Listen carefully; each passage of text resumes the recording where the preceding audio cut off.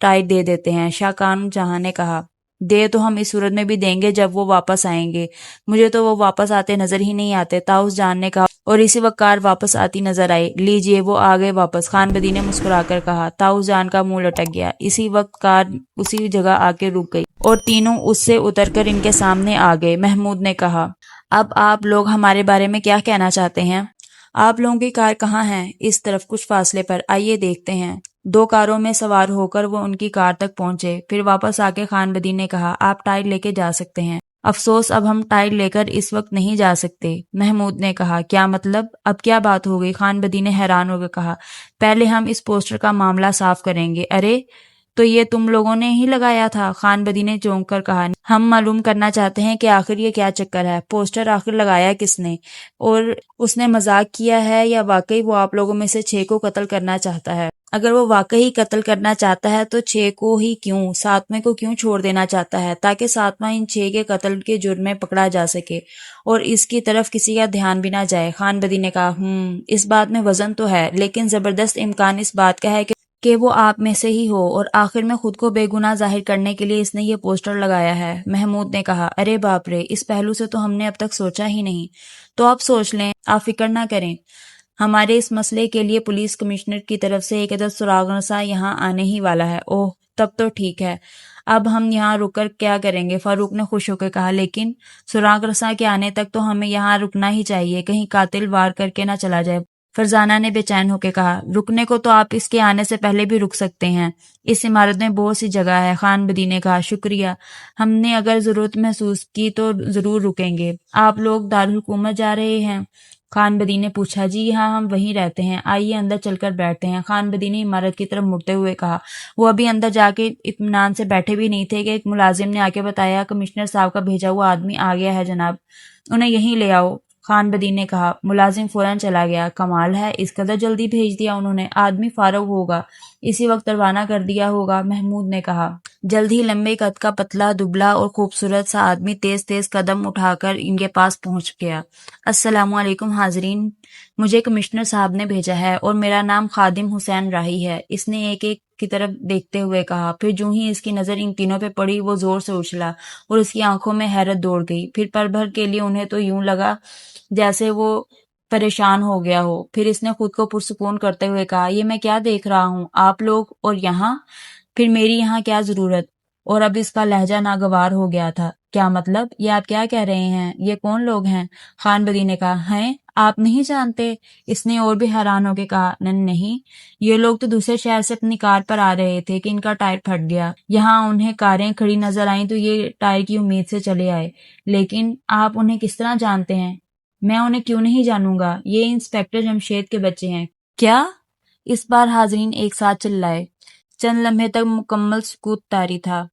پھر خان بدی نے کہا، واقعی ان کی حیرت انگیز صلاحیتیں دیکھ کر ہم حیران ہو رہے تھے، اب بات سمجھ میں آئی، یہ تو اس سے بھی کہیں زیادہ صلاحیتوں کے لوگ ہیں۔ تب پھر میری اب یہاں کیا ضرورت؟ میں چلتا ہوں، آپ کا مسئلہ تو ان کی چٹکی بجاتے ہی حل ہو جائے گا۔ خیر، ہم اس قدر جلد بازی بھی نہیں کر سکتے کہ چٹکی بجاتے ہی یہ مسئلہ حل کر دیں، محمود نے شرما کے کہا۔ خیر، چٹکی بجانے کا تو میں نے ایسے ہی کہہ دیا، مطلب یہ تھا کہ بہت جلد اور بہت آسانی سے یہ یہاں کا مسئلہ آپ حل کر دیں گے، لہٰذا میں اب چلتا ہوں۔ آپ شاید ناراض ہو گئے، حالانکہ انہیں ہم نے بلایا نہیں، یہ اتفاقی طور پر یہاں آئے ہیں، اور کیا، اور اگر آپ کو ہماری موجودگی گراں گزر رہی ہے تو لیجئے، ہم چلتے ہیں۔ محمود نے کہا، نہیں، آپ اس طرح نہیں جا سکتے، اور نہ مسٹر خادم حسین جا سکتے ہیں، آپ چاروں مل کر ہمارا مسئلہ حل کر دیں۔ خان بدی نے جلدی کہا، چلیے ٹھیک ہے، محمود نے فوراً کہا۔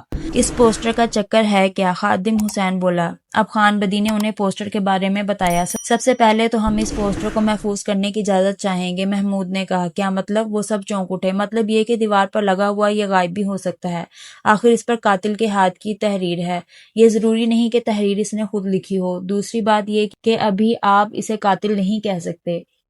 اوہ ہاں، یہ بات بھی ہے، یہ ٹھیک کہہ رہے ہیں، کاغذ پر لکھی تحریر ہمارے کام کی چیز ہے، اس کو محفوظ کر لینا چاہیے، خادم حسین نے کہا۔ وہ دیوار کے پاس آئے اور خادم حسین پوسٹر اتارنے کے لیے آگے بڑھا ہی تھا کہ محمود بول اٹھا، ایک منٹ ٹھہریے، اس طرح تو یہ پوسٹر پر آپ کی انگلیوں کے نشان آ جائیں گے اور قاتل کی انگلیوں کے نشانات مٹ جائیں گے۔ آخر اس کاغذ پر اس کی انگلیوں کے نشانات تو ہونے ہی چاہیے۔ ہاں بالکل، واقعی آپ لوگ اپنے اس میدان میں بہت ماہر کھلاڑی ہیں، ہر چھوٹی سے چھوٹی بات کی طرف دھیان دیتے ہیں۔ خادم حسین نے ان کی تعریف کی۔ شکریہ، اب آپ کیا کریں گے؟ میں کچھ نہیں کروں گا، پوسٹر آپ لوگ دیوار سے اتار لیں۔ اچھی بات ہے، ہمارے پاس انگلیوں کے نشانات ابھارنے والا پاؤڈر موجود ہے، ہم ابھی اسے نشانات اتار لیتے ہیں، محمود نے کہا۔ پھر پوری احتیاط سے پوسٹر اتارا، اسے ایک میز پر رکھا اور اس پر پاؤڈر چھڑکنے لگا، اور پھر چھڑک کر کیمرے سے اس نے تصاویر لے لی۔ فاروق، ان سب کی انگلیوں کے نشان لے لو۔ اچھی بات ہے۔ یہ آپ لوگ کیا کر رہے ہیں؟ ہماری انگلیوں کے نشانات کیا کریں گے آپ؟ خان بدی نے گھبرا کے کہا۔ یہ اندازہ لگانا ہے کہ آخر کون ہے جو اس گھر کی خوشیوں کو چھین لینا چاہتا ہے، فاروق نے مسکرا کر کہا۔ بالکل، آپ یہ نہ بھولیں کہ قاتل، میرا مطلب کہ ہونے والا قاتل آپ میں سے بھی ایک ہو سکتا ہے۔ ہاں، یہ بات آپ پہلے بھی کہہ چکے ہیں، خیر ہمیں کیا، ہم نشانات دے دیتے ہیں۔ بالکل، شاکان جہاں نے کہا۔ کم از کم میں نہیں دوں گا نشانات، طاؤس جان بولا۔ کیا مطلب؟ میں جب تک اپنے وکیل سے مشورہ نہ کر لوں نشانات نہیں دوں گا۔ آپ کے وکیل کہیں نہ کہیں، نشانات تو آپ کو دینے ہی ہوں گے، اس لیے کہ آپ تفتیش میں روڑا نہیں اٹکا سکتے۔ یہ 6 آدمی کے قتل کا معاملہ ہے، خادم حسین نے تیز لہجے میں کہا۔ ہاں بالکل، آپ نے ٹھیک کہا، فاروق بولا۔ اچھی بات ہے، لے لیں پھر نشانات۔ فاروق نے ان سب کے نشانات لے لیے۔ اب آپ لوگ ایک کام اور کریں۔ اور وہ کیا؟ وہ چونک اٹھے۔ اپنی اپنی تحریریں بھی ذرا دے دیں، مہربانی فرما کر۔ ہر شخص اپنے الفاظ پر مشتمل اپنی تحریر لکھ دے، اس طرح آسانی ہو جائے گی۔ یہ اتنے خوفناک الفاظ ہم کس طرح لکھ سکتے ہیں؟ خان بدی نے کانپ کر کہا۔ آپ کی تحریر کا نمونہ حاصل کرنے کے لیے ایسا کیا جا رہا ہے، گھبرانے کی کوئی ضرورت نہیں ہے۔ اچھی بات ہے، طاؤس جان نے جھنجھلا کر کہا، اور سب نے ان الفاظ میں تحریر لکھ دی۔ ہم ذرا اپنا کام مکمل کر لیں، آپ ان سے جو سوالات وغیرہ کرنا چاہتے ہیں کر لیں، محمود نے خادم حسین سے کہا۔ خادم حسین سر ہلا کر رہ گیا اور وہ ایک کمرے میں آ گئے۔ انہوں نے دروازہ بند کر لیا۔ یہ انسپکٹر ہم سے آگے نکلنے کے چکر میں ہے، لیکن ہم اسے نکلنے نہیں دیں گے، فرزانہ بولی۔ ایسی کیا بات ہے؟ ہمارا اصل مقصد یہ ہے کہ یہ لوگ بیچارے بچ جائیں، نامعلوم قاتل ناکارہ ہو جائے، اور بس۔ ہمیں اس سے کیا غرض کہ کون یہ مقصد حاصل کرنے میں کامیاب ہوتا ہے۔ اچھا ٹھیک ہے، آؤ کام کریں۔ انہوں نے فلم نکال کر دھوئی۔ پوسٹر کے تحریر اب انہیں صاف نظر آنے لگی تھی، لیکن پورے پوسٹر پر ایک انگلی کا نشان بھی نہیں تھا۔ اس کا مطلب ہے ہمارا مجرم کچی گولیاں نہیں کھیلا ہوا، محمود بڑبڑایا۔ خیر کوئی بات نہیں، اب ذرا تحریر کی چھان بین کر لی جائے۔ انہوں نے سب کی تحریر اور اس پوسٹر کی تحریر سے ایک ایک لفظ کے حساب سے ملا کر دیکھی، لیکن پوسٹر والی تحریر سے کوئی تحریر بالکل بھی ملتی جلتی نظر نہیں آئی۔ اب تو وہ اور بھی پریشان ہو گئے۔ کھیل آسان نہیں، مجرم بہت ماہر لگتا ہے، دیکھا جائے گا، فرزانہ نے کندھے اچکائے۔ انہوں نے تمام تحریریں، تصاویریں اور پوسٹر کا ایک پیک بنایا، اسے سیل کیا اور اپنے کمرے کی الماری میں رکھ دیا۔ اب ہمیں ذرا اس عمارت کا جائزہ لینا چاہیے۔ ہاں، قاتل کے لیے تمام راستے بند کر دینے چاہیے تاکہ وہ اندر داخل ہی نہ ہو سکے۔ انہوں نے پوری عمارت کا جائزہ لیا۔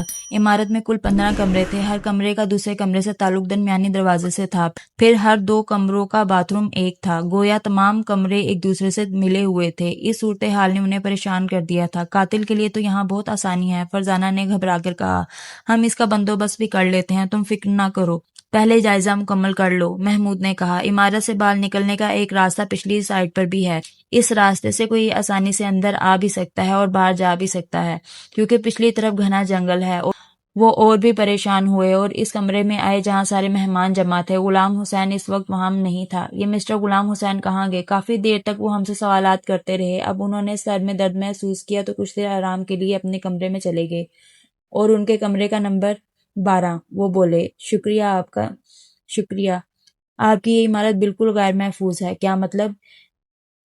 ایک تو اس میں پچھلی طرف جو دروازہ ہے وہ کسی مجرم کے لیے بہت کام آسان کر سکتا ہے، تو اس کو بند کروا دیتے ہیں، اندر کی طرف تالا لگوا دیتے ہیں، اس سے بھلا کیا ہوگا؟ تالا کھولنا مشکل کام نہیں ہوتا، خاص طور پر جرائم پیشہ لوگوں کے لیے۔ آپ نے دیکھا نہیں ہم نے کار کا دروازہ کس تیزی سے کھول لیا تھا، محمود نے کہا۔ لیکن آپ لوگ تو جرائم پیشہ نہیں ہیں، انہوں نے گھبرا کر کہا۔ جرائم پیشہ تو ہم سے بھی زیادہ ماہر ہوتے ہیں، محمود بولا۔ تب پھر کیا کریں؟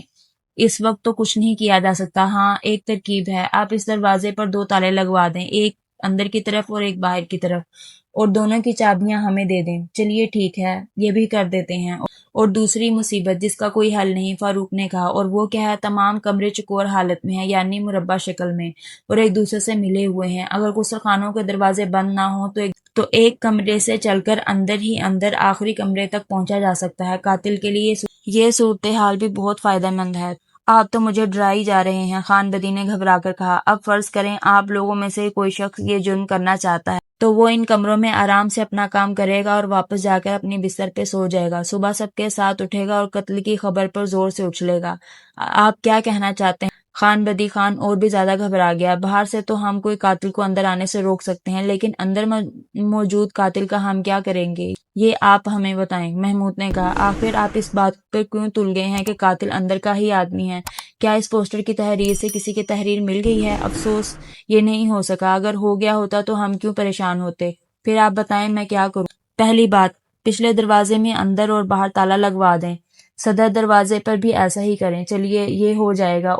अगला पार्ट इंशाल्लाह आइंदा सुनाया जाएगा। तब तक के लिए खुदा हाफिज।